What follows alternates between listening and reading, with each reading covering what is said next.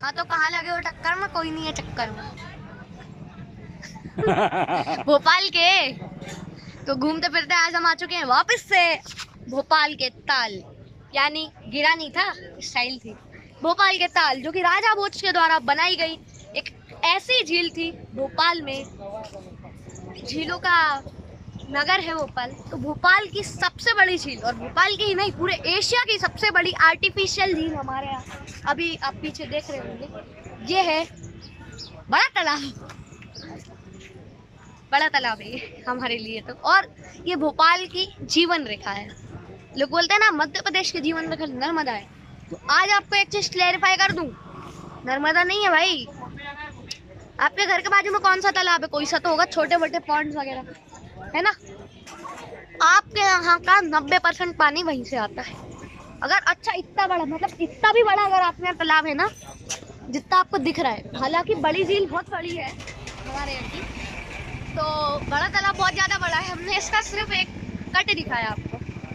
तो इतना सा भी अगर आपके यहाँ पानी है, बहुत ज्यादा होता है वैसे ही, तो समझ लो आप उस तालाब का पानी पी रहे हो। उसी तालाब में मछलियाँ हैं, उसी तालाब में जो भी है, उसी तालाब में नालों का पानी जा रहा है, उसको आप प्यूरिफाई करके पी रहे हो। क्योंकि देखो ना, इंसान क्या करता है, पहले पीता है फिर उसको एक जगह से निकाल देता है, उसी को प्योर। अब देखो वो तो कहाँ मिल गया, वाष्पीकरण हो गया उसका, है ना, वो एटमॉस्फेयर में मिल गया वापस। अब जब वो बादल बनेंगे, बादल से वही पानी नीचे टपकेगा ना, उसी को प्यूरिफाई करके आप वापस पी लोगे। This is called water cycle bro. और ये है ना भोपाल झील, राजा भोज ने बनाई थी। अब कैसे बनाई होगी आधे घंटे तक आप लोग सोचो, क्योंकि हमें तो नहीं मालूम। और इंजीनियरिंग उस समय की भी आप देखते हैं, राजा महाराजाओं के समय की भी, बड़े बड़े पत्थरों को, विशाल प्रतिमाओं को बनाने की भी बहुत सुपर थी। ऐसी धातुएं, अष्ट धातुओं का भी प्रचलन था, जिनको मिक्स करने की भी बहुत सारे वजह रही होंगी।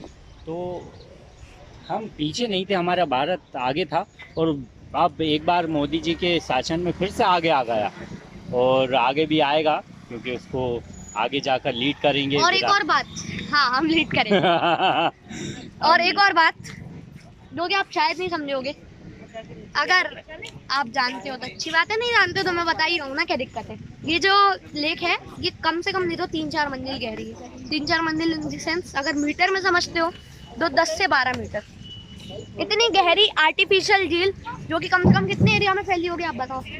लगभग मुझे लगता है कि बहुत बड़ा एरिया है वैसे, अगर स्टेट के हिसाब से देखें तो 30 से 35 एकड़ में 30 से 35 एकड़ में 30 से फैली। 35 एकड़ में। के हिसाब से मुड़ेगा। हाँ, और लगभग 3 जिले इससे लगते हैं, रायसेन जिला, भोपाल जिला और सीहोर जिला। तो आप सोचो राजा भोज के काल में, मतलब 1700 14,000 इतने में थे ना वो, 14,000 थे नहीं सॉरी, ठीक है, तो 1400 से 1700 के बीच में ये लेक जो है मेनली बनी है ना, राजा भोज ने इसकी प्रारंभ की थी। फिर थोड़ी थोड़ी वो बढ़ती गई, बारिश के कारण बढ़ती गई, तो ये आज इतनी बड़ी हो चुकी है कि 3 राज्यों से नहीं सॉरी, जिलों से, 3 जिलों से लगती है, और इतनी गहरी हो चुकी है, धीरे धीरे इतनी ऊपर आ चुका है इसका पानी कि पानी अब सर से ऊपर हो चुका है, पानी सर से ऊपर हो चुका है।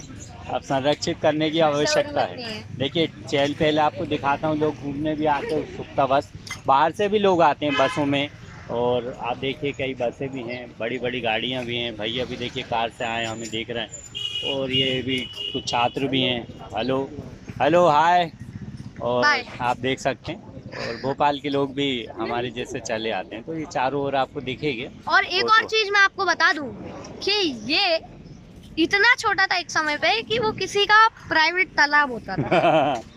इतना छोटा तो नहीं था, लेकिन वो कम से कम मतलब किसी का प्राइवेट तालाब होता था। राजा महाराजाओं के तो बहुत बड़े बड़े सरोवर रहते थे, उतना बड़ा सरोवर था, और आज ये बहुत ज्यादा बड़ा हो चुका है कि ये पूरे मध्य प्रदेश का मान लो कि प्राइवेट तालाब है। भोपाल का तो है ही। तो वो राजा भोजपाल की नगरी, तो देखिए आप, अच्छा व्यू, इसका नाम ही है लेक व्यू। लेक का जहाँ से आए व्यू उसे बोलते हैं हम lake view. Lake view. Lake का आए जहाँ से व्यू उसे बोलते हैं लेक व्यू। लेक व्यू जिंदाबाद, लेक व्यू। जिंदाबाद। हाँ, तो वहीं खत्म करेंगे। कहाँ पड़े हो चक्कर में? कोई नहीं लगा हमारे टक्कर में, नहीं लेक व्यू के चक्कर में। तो एक बार फिर सड़क छाप लोग सड़कों पर, लेक व्यू के किनारे। ठीक है, बाय बाय। ये देखिए विराज भागते हुए